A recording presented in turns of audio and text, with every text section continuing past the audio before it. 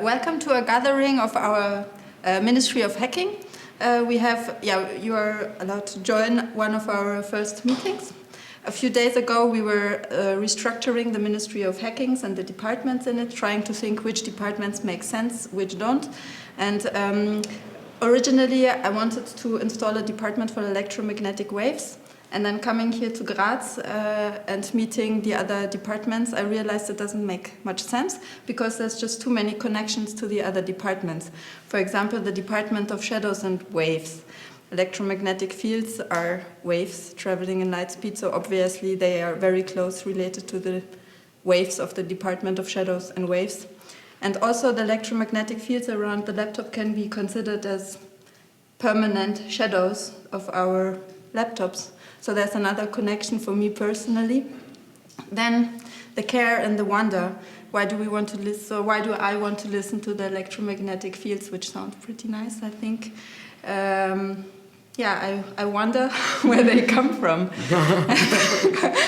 And I do care about who made them. And there were several people, institutions, years involved, starting from different bunches of developers, hardware developers, software developers, operating system developers. Also me as a user, I also contribute. Yeah, so that's how the care and the wonder comes in. So we decided to skip the department of electromagnetic waves and to rather install an office, which is a joint venture of the Department of Shadows and Waves and the Department of Care and Wonder. And we call it the Office for Hertzian Space Jamming, because everybody's invited. It's lucky, Ali, like you are a lot into making it audible. Yeah. And in a former research, I also was very intrigued by making it visible. That you see, that we can, because normally you need like super technical devices. We just don't have a sense. Yeah, two technical devices, and now I have, we can make it visible. Didn't you have this bell? Yeah, I have this bell that is used for meditation, and also they are producing waves that are supposedly helping us to go in a meditative state. And I use meditation to develop our sense of presence, our sense of what's there, and maybe our ability to wonder, like to be amazed. To me, it's also a way to not always look for the high tech, but to be amazed by what's already there. Of course, it's important to keep a critical understanding of what we're using and where it comes from. But doing so, we can also be amazed by the beauty of what's already there. And I've been working a bit before in collaboration with Valentina, and she brought me over level of wonderment because I was not so aware of the beauty of electromagnetic field that are hidden or not audible usually in our computers. And then meeting Marthe, I also understood the other layers of what's not visible or what's not audible. And for example, she introduced me yesterday to this beautiful Brainfix. Mindflex. Mindflex. It's a hack of the Mindflex. It's a hack, eh? Because normally it's a toy, and you can put it on your head, but maybe if you and normally you attach it also to your ears here, and actually it's a device in which you are going into the meditative state, and in the meantime you are having an output of your electromagnetic fields in your brain. The frequencies of your brain are visualized, and also another patch was making it audible, and I was very enlightened to work together with you. What will happen if Anne thinks about the origins of the hardware and where they go to, which is kind of a shadow of our electronic devices?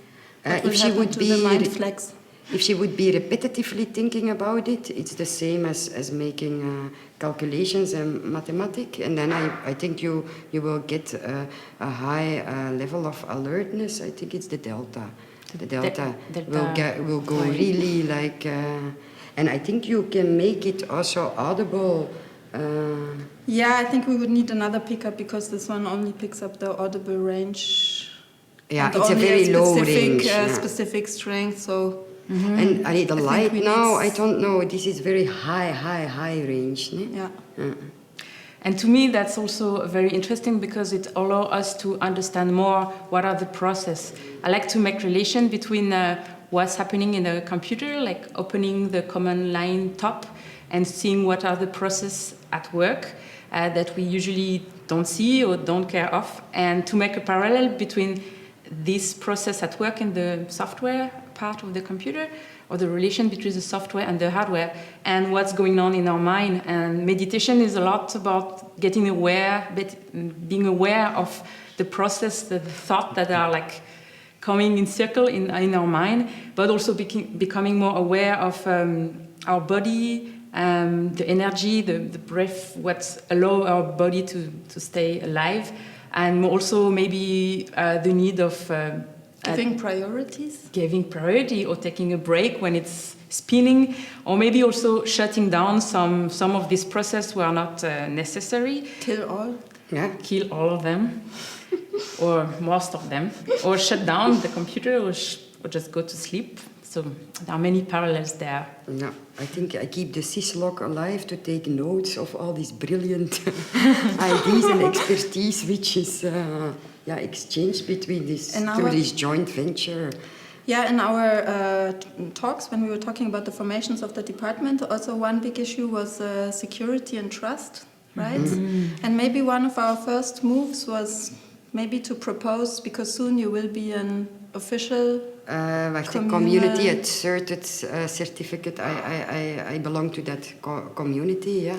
Yeah, and we were wondering how we could make this a bit more trust, to bring more care in the server and wonder and to exchange the electromagnetic fields which are surrounding us in a very physical way. Can you quickly recall how it works to get trust?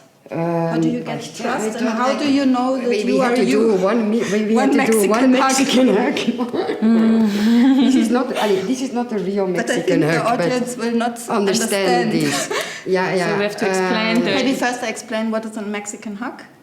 Yes. A Mexican hug is one where you not only hug, but you also lay your head.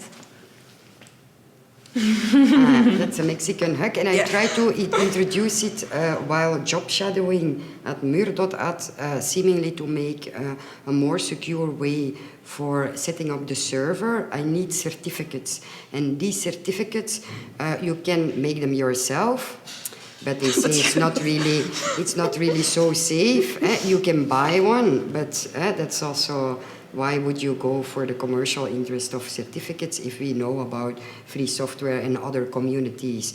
So there was another one, the CA CERT, the community-driven certification. And so I entered a process in which I have to locate people who give me points to be proving and authenticating